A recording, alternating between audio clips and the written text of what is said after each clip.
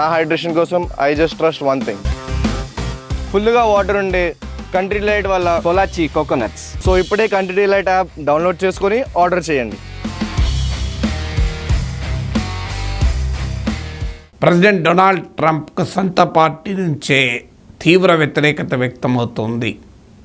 ఉదాహరణకు Texas Republican party strong hold, Texas senator Ted cruise ఏకంగా Trump చర్యలు America ఆర్థిక వ్యవస్థ నాశనం చేస్తాయి, it will destroy the president Trump's actions will destroy American economy అని వ్యాఖ్యానించారు. ఎవరైనా రిపబ్లికన్ పార్టీ, ట్రంప్ కూడా అదే పార్టీకి చెందినవారు. అమెరికాలో దీన్ని జీఓపీ అంటారు, గ్రాండ్ ఓల్డ్ పార్టీ అని. సో సొంత పార్టీకి చెందిన ఒక రిపబ్లికన్ బాస్టియన్ అయిన టెక్సాస్కి చెందిన సెనేటర్ అంటున్న మాటలు ఇది. There will be a bloodbath in the midterm elections అన్నారు. అంటే మిడ్ టర్మ్ ఎన్నికలంటే అమెరికాలో ప్రెసిడెంట్ టర్మ్ 4 years ఉంటుంది, మధ్యలో అమెరికన్ పార్లమెంటుకు మిడ్ టర్మ్ ఎలక్షన్స్ ఉంటాయి. ఈ మిడ్ టర్మ్ ఎలక్షన్స్లో రక్తపాతాన్ని చూస్తామంటున్నాడు టెడ్ క్రూజ్. అంటే క్లియర్గా అమెరికా ప్రజలు ట్రంప్కు వ్యతిరేకంగా తిరగబడితే ఆ నష్టం రిపబ్లికన్ పార్టీ ఎదుర్కోవాల్సి ఉంటుంది అని హెచ్చరిస్తున్నాడు. ఎందుకంటే ఇటీవల జరిగిన ప్రెసిడెన్షియల్ ఎలక్షన్స్లోనే కాదు, ఈవెన్ అమెరికన్ పార్లమెంట్కి జరిగిన ఎన్నికల్లో కూడా రిపబ్లికన్ పార్టీ మంచి ఆధిక్యతను సంపాదించింది. మనలాగానే అక్కడ పార్లమెంటును కాంగ్రెస్ అంటారు, 2 సభలు ఉంటాయి. మన రాజ్యసభలాగా సెనేట్ ఉంటుంది, మన లోక్సభలాగా హౌస్ ఆఫ్ రిప్రజెంటేటివ్స్ ఉంటుంది. రిపబ్లికన్ పార్టీ అటు దేశ అధ్యక్షుడిగా గెలవడమే కాకుండా 2 సభలలో కూడా ఆధిక్యతను సంపాదించారు. ఈసారి ట్రంప్ చర్యల వల్ల మిడ్ టర్మ్ ఎలక్షన్స్లో రక్తపాతాన్ని చూస్తాం, ఈ అవకాశాన్ని కోల్పోతాం, ఈ ఆధిక్యతను కోల్పోతామంటూ ఆందోళన వ్యక్తం చేశారు టెడ్ క్రూజ్. ఆయన ఒక్కడే కాదు, 7 సీనియర్ రిపబ్లికన్ పార్టీ పార్లమెంటేరియన్స్ ఇదే రకమైన లామేకర్స్ ఇదే రకమైన అనుమానాల్ని, భయాందోళనలు వ్యక్తం చేశారు. ఇక అయోవా సెనేటర్ చక్ గ్రాస్లీ ఏకంగా అమెరికన్ కాంగ్రెస్లో ఒక బిల్లు ప్రవేశపెట్టాడు. ఈ బిల్లు ఏంటంటే ప్రెసిడెంట్ ట్రంప్కు సుంకాలు విధించే అధికారాల్ని తగ్గించడం, అంటే to limit the president's power to declare tariffs, impose tariffs. ఏంటి ఆ బిల్లులో ఏం చెప్తున్నాడంటే ఏ ఒక్క టారిఫ్ విధించినా వితిన్ 48 hours ప్రెసిడెంట్ పార్లమెంటుకు చెప్పాల్సిందే కాంగ్రెస్కు. ఒకవేళ ఏ టారిఫ్ అయినా ప్రెసిడెంట్ విధిస్తే, ఇప్పుడు మనందరికీ తెలుసు ఎగ్జిక్యూటివ్ ఆర్డర్స్ ద్వారా దేశాధ్యక్షుడు తనకున్న అధికారాలతో ఈ టారిఫ్ విధిస్తున్నాడు, ఎక్కడ చట్టాలు చేయడం లేదు.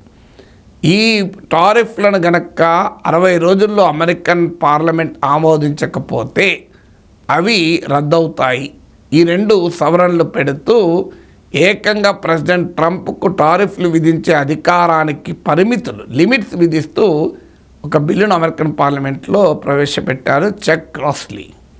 ఈ బిల్లు రిపబ్లికన్ పార్టీ మెంబర్ ప్రతిపాదిస్తున్నాడు. మీరు గమనించండి, సొంత పార్టీ మెంబరే సొంత ప్రెసిడెంట్ అధికారాలకు కళ్ళెం వేస్తూ బిల్లు పెట్టారు.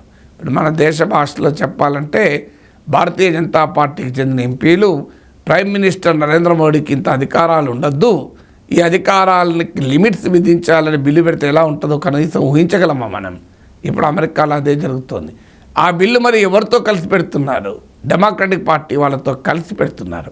అంటే మన దేశ లాంగ్వేజ్లో చెప్పాలంటే కొంతమంది బీజేపీ ఎంపీలు కాంగ్రెస్ ఎంపీలతో కలిసి, ప్రతిపక్ష ఎంపీలతో కలిసి ప్రైమ్ మినిస్టర్ నరేంద్ర మోడీ అధికారాలను లిమిట్ చేసేటువంటి బిల్లు పెట్టారనుకోండి, ఎలా ఉంటుందో ఊహించగలమా రాజకీయాల్ని? సరిగ్గా అమెరికాలో అదే జరుగుతుంది. మరి ఎందుకు ఈ రిపబ్లికన్లు తిరగబడుతున్నారు? వారు కూడా రాజకీయ నాయకులే కదా, అల్టిమేట్గా మళ్ళీ ప్రజల్లోకి వెళ్ళాలి. ప్రజల్లోకి వెళ్ళేప్పుడు గెలవమేమో అన్న భయం. ఎందుకంటే 50 రాష్ట్రాల్లో ప్రజలు వేల సంఖ్యలో రోడ్ల మీదకి వచ్చి ట్రంప్ విధానాలను వ్యతిరేకిస్తున్నారు. అందువల్ల ఇప్పుడు మిడ్ టర్మ్ ఎలక్షన్ తర్వాత ఇంకా 2 ఏళ్ళే ఉంటాయి నెక్స్ట్ ప్రెసిడెన్షియల్ ఎలక్షన్లో. ఆ ఎలక్షన్లో రిపబ్లికన్లు మళ్ళీ గెలవాలని కోరుకుంటారు. ట్రంపే 3వసారి గెలవాలని, రాష్ట్రపతి కావాలనుకుంటున్నాడు. రాజ్యాంగం ఇప్పుడు అనుమతించదు, దానికి రకరకాల మార్గాలు ఉన్నాయని ఈ మధ్య ట్రంపే పేర్కొన్నాడు. బహుశా కాన్స్టిట్యూషన్ సవరించైనా 3rd టైం కావాలన్నది ట్రంప్ ఆలోచన. రిపబ్లికన్ పార్టీ ఆందోళన ఏంటంటే అసలు ఈ మిడ్ టర్మ్లోనే ఓడిపోతామేమో అనేటువంటి భయం ఆ పార్టీకి పట్టుకుంది ట్రంప్ విధానాల వల్ల.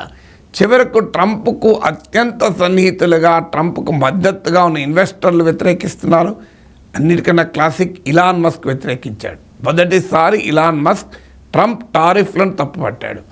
అయితే జాగ్రత్తగా మాట్లాడాడు అనుకోండి, అమెరికా, ఉత్తర అమెరికా, యూరోప్ల మధ్య జీరో టారిఫ్ జోన్ ఉండేలా, జీరో టారిఫ్స్ ఉండేలా ఫ్రీ ట్రేడ్ జోన్, స్వేచ్ఛా వాణిజ్య ప్రాంతం ఉండాలి అని కోరుకుంటాను అన్నాడు.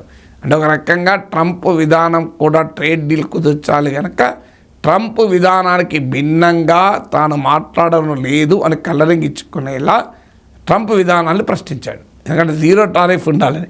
ట్రంప్ ఏమో భారీ టారిఫ్లు విధించాడు ఈ దేశాలపైన. కానీ ఇలాన్ మస్క్ ఏమంటున్నాడు, ఉత్తర అమెరికా అంటే దట్ ఇంక్లూడ్స్ కెనడా ఆల్సో, మరియు నార్త్ అమెరికా, యూరోప్ల మధ్య ఫ్రీ ట్రేడ్ జోన్ ఉండాలి అంటున్నాడు. కానీ ట్రంప్ ఏమో కెనడా పైన, మెక్సికోల పైన 25% ఇలా విధించుకుంటూనే వెళ్ళాడు. అంటే చివరకు ఇలాన్ మస్క్ కూడా అర్థమైంది, ట్రంప్ చేస్తున్న పనుల వల్ల అమెరికా గ్రేట్ కావడం కాదు, మొదలు అమెరికా ప్రజల్లో వ్యతిరేకత, అసంతృప్తి మొదలైంది అనేది అర్థమైంది. అందుకే ఇలాన్ మస్క్ కూడా డిమార్కేట్ చేసుకుంటున్నాడు ట్రంప్ వైఖరి నుంచి. అంటే ఆఖరికి అమెరికా మిత్ర దేశాలైన Canada, Japan, South Korea, Mexico లాంటి దేశాలు, యూరోపియన్ దేశాలు తిరగబడుతున్నాయి. సొంత పార్టీ తనకు రిపబ్లికన్ పార్టీ, సొంత పార్టీకి చెందిన సెనేటర్లు, పార్లమెంట్, కాంగ్రెస్ మెంబర్స్ తిరగబడుతున్నారు. ఆఖరికి తనకు ఎన్నికల్లో $100 కోట్ల ఎలక్షన్లకు ఖర్చు పెట్టి ట్రంప్తో ర్యాలీల్లో పాల్గొని ట్రంప్కు అత్యంత దగ్గరి వాడుగా ఉంటూ వచ్చిన ఇలాన్ మస్క్ కూడా తప్పుపట్టే పరిస్థితి వచ్చింది.